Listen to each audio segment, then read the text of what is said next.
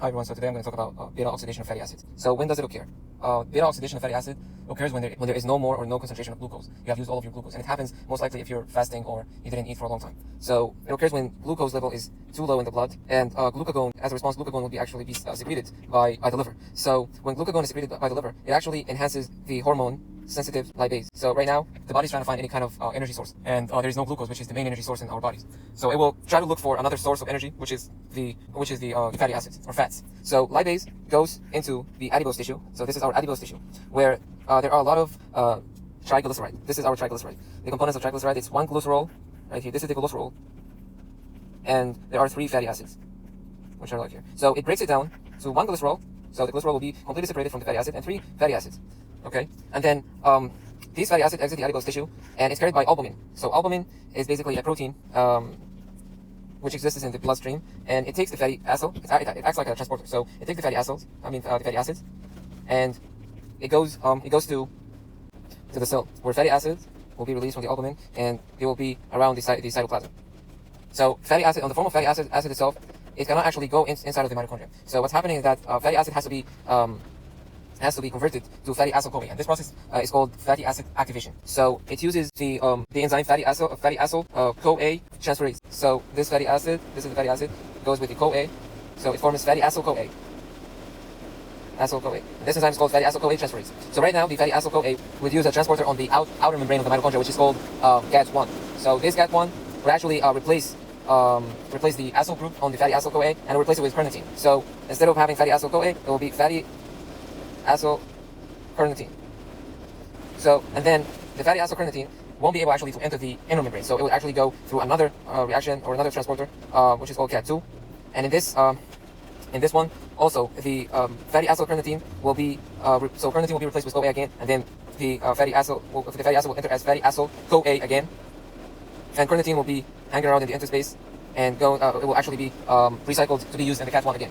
So right now, the fatty acyl CoA was successfully getting into the matrix, which is our site of the beta oxidation. It's the same site that the Krebs cycle occurred.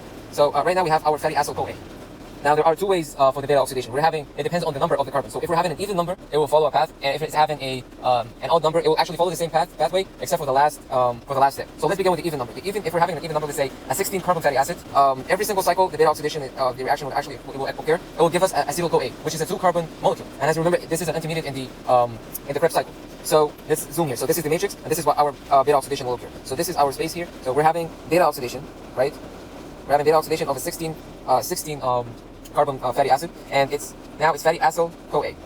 This is the activated version of the fatty acid. So how the component will be, it will look like that. So this is our this is the acyl CoA group here, CoA, and this is our long chain of the fatty acid group. So here is our alpha. This is our alpha carbon, and this is where all of the reaction will occur, the beta carbon. So right now, this is the beta carbon, this is the alpha carbon. What's going to happen is that it will go through the first reaction, which is called acyl CoA dehydrogenase. Acyl CoA dehydrogenase. And in this reaction, it will actually produce FADH2. FADH2. So this is our first energy product here. Okay. So what's going to happen in this reaction? So this is our acetyl CoA group. And what had happened in the dehydrogenation? There will be, so in these 2, there is an H group, right? There is H group here, and there is an H molecule here, and H here, right? So instead of having this, we're gonna still have one H here and one H here on the beta carbon, but there will be created a double bond here. Okay. So what happens is that the dehydrogenation will actually dehydrogenate the alpha carbon and the beta carbon, taking one H from each, creating a double bond. Okay, so that's what happened in this reaction, the dehydrogenation, and it actually yields energy molecule. So right now we're done with this reaction. We're going to the second reaction, which in this case will be called enol CoA hydratase. Okay, it's hydratase. Hydratase meaning water, so it adds water. Okay, it adds water. What's going to happen is that, as we know, this is our acetyl CoA group, and it adds water. So, okay, it adds water. So water is actually H2O, right? It's two hydrogen and one O. So it will add one hydrogen in the alpha carbon, and it will add OH, the other OH, on the beta carbon. So there is an OH group on the beta carbon. So this molecule will be called beta. So this carbon hydroxy, because we're having a hydroxyl group on the beta carbon, beta hydroxy acyl CoA, because we're having our acyl CoA here. Okay, so this is beta hydroxy acyl CoA. And then after this, we're gonna have the third reaction.